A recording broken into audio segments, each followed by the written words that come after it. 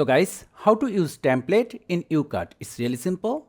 For the templates, tap on this bottom right corner film icon button. Then if we go to recent, we will able to find the recently used templates.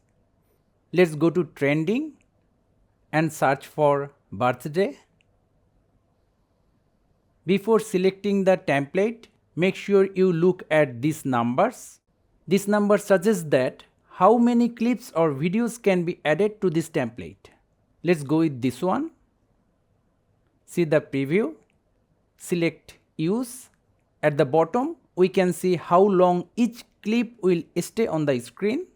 Now select the clips.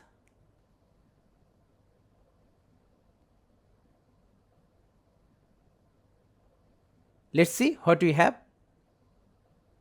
But as you can see at the second clip, the upper part of our character is not showing.